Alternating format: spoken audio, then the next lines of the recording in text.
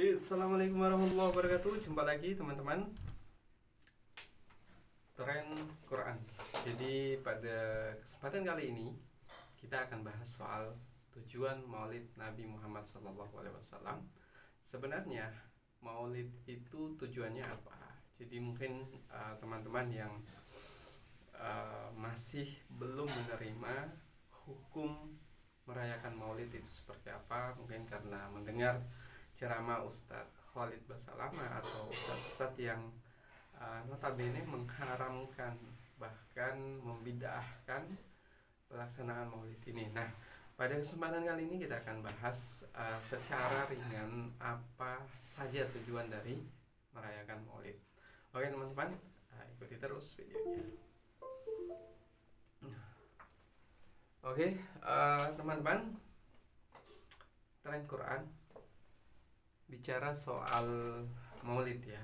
Kita bahas satu persatu. Jadi tujuan Maulid yang paling mendasar yaitu sebagai bentuk rasa syukur kita kepada Allah Subhanahu wa taala karena telah menurunkan atau telah mengutus Nabi dan Rasulnya, yang mana apa yang dilakukan oleh Rasulullah SAW sepanjang hidupnya hanya untuk umatnya. Jadi teman-teman, ini perlu digarisbawahi bahwa tujuan terpenting dari perayaan Maulid adalah rasa syukur kita kepada Allah Subhanahu wa taala karena telah mengutus Rasul Nabi yang rahmatan lil alamin, yaitu sebagai rahmat bagi alam semesta.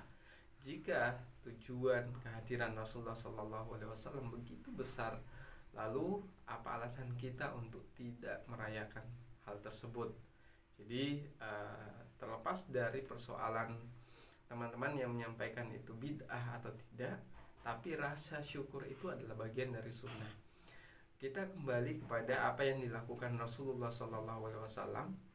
Sunnah Rasulullah adalah puasa Senin Kamis. Alasan puasa Senin waktu itu Rasulullah SAW juga menyampaikan bahwa itu sebagai bentuk rasa syukur beliau kepada kelahirannya. Kalau beliau saja bisa bersyukur atas kelahirannya, kenapa kita sebagai umatnya yang mendapat banyak manfaat, bahkan ini adalah nikmat terbesar di selama kita hidup di dunia ini, lalu kenapa kita tidak bersyukur? Lalu pertanyaannya, apakah ada dalilnya terkait ini? Jadi teman-teman, mungkin banyak dipermasalahkan, kalau ini memang sunnah, kenapa Nabi tidak merayakan? Jadi teman-teman perlu ketahui, Nabi sendiri merayakan kelahirannya, sehingga untuk merayakan Maulid itu sebenarnya bisa kita katakan janggal, karena pada saat Maulid yang dilakukan adalah membaca sejarah Nabi, membaca perjalanan hidup Nabi, membaca sunnah, membaca sholawat Nabi, maka tidak mungkin Nabi melakukan itu sendiri. Maka yang melakukan adalah umatnya. Lalu kalau misalnya dibantah, kenapa sahabat tabi'in tidak melakukan itu? Jadi teman-teman harus tahu bahwa sahabat tidak melakukan yang namanya Maulid ya karena tahu bahwa sahabat itu sendiri hidup di zaman Nabi. Mereka tahu perjalanan hidup Rasulullah SAW, sehingga tanpa butuh bacaan sirah Nabawi itu mereka sudah bisa meresapi, mereka sudah bisa mendalami kehadiran Rasulullah SAW. Berbeda dengan kita yang zamannya sangat jauh dengan Nabi, kurang lebih 1400 tahun, maka kalau kita tidak membaca riwayat Nabi, kita hanya sekedar bersalawat, maka kecintaan kita pasti akan kurang. Karena Nabi sendiri menyampaikan bahwa sebaik zaman adalah zamanku, kemudian setelah itu zaman sahabat, kemudian setelah itu zaman tabiin dan seterusnya. Dan kita yang berada di akhir zaman ini berada pada tahun yang cukup jauh terpaut dengan masa Rasulullah, maka kita butuh penyegaran untuk mengingat kembali perjuangan-perjuangan Rasulullah, perjalanan hidup Rasulullah, agar kecintaan kita kepada Rasulullah semakin bertambah. Tujuan lain teman-teman, saya perlu tambahkan yang pertama, tujuan yang kedua saja. Jadi tujuan yang kedua itu yaitu sebagai wadah bagi kita untuk menambah kecintaan kita kepada Rasulullah. Jadi Gus Baha pernah menyampaikan bahwa sebenarnya namanya cinta itu tidak ada standarnya, tidak perlu dalil-dalilan teman-teman.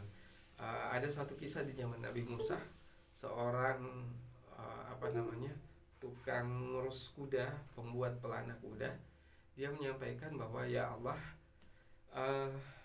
yang bisa saya lakukan itu membuat pelana kuda. Kamu mau pelana kuda seperti apa akan saya buatkan. Jadi kemudian Nabi Musa hendak memukul orang tersebut. Kemudian Allah Subhanahu wa taala menyampaikan bahwa jangan kamu sakiti dia, karena seperti itulah cara cintanya dia kepadaku. Sebenarnya kisahnya panjang, ceritanya juga panjang, tapi kita ambil hikmahnya bahwa yang namanya cinta itu terkadang tidak butuh dalil untuk mengekspresikannya, teman-teman.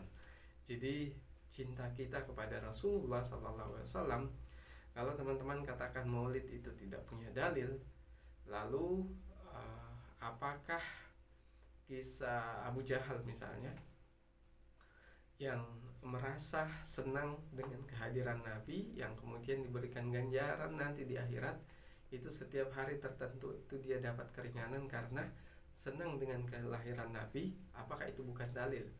Bagi saya itu bisa dijadikan dalil karena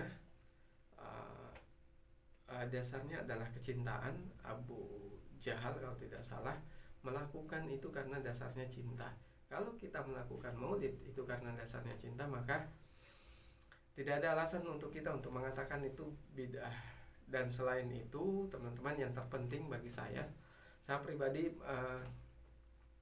berpikir bahwa jadi ini bukan soal dalil ya teman-teman, hikmah melaksanakan maulid bagi saya, karena kita sudah merutinkan untuk sholawat setiap hari, bisa sampai ratusan kali, ribuan kali. Dan menurut Buya Razi, kalau kita tidak paham Nabi, kita tidak mengenal siapa yang kita sholawati, maka rasa cinta kita dan rasa kita ketika bersolawat itu akan kurang. Jadi kalau kita merayakan maulid hari ini di momen maulid Nabi SAW, maka itu bisa menjadi alat bagi kita untuk menambah kecintaan kita kepada Nabi Muhammad SAW, sehingga 1 tahun ke depannya di hari-hari kita membaca sholawat secara rutin itu akan berbeda ketimbang kita tidak tahu siapa Nabi kita, bagaimana kisah perjalanan hidupnya, bagaimana suri teladan yang disampaikan oleh Rasulullah.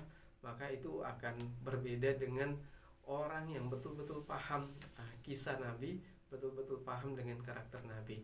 Jadi yang saya tekankan di sini di bagian terakhir ini bagi saya, karena kita sudah merutinkan untuk bersolawat, maka ini adalah bagian terpenting. Jadi kita bisa paham betul bagaimana karakter Nabi, sehingga kecintaan kita, rasa kita ketika kita membaca solawat itu jauh lebih tinggi ketimbang orang yang tidak memahami kisah Nabi dan lain sebagainya. Oke teman-teman, mungkin itu yang bisa saya sampaikan. Kalau ada pendapat sendiri atau senang dengan video ini, silakan share ke berbagai sosial media. Kalau ada yang ingin ditanyakan, silakan komentar di bawah. Oke, mungkin itu dari saya. Sekian, assalamualaikum warahmatullahi wabarakatuh.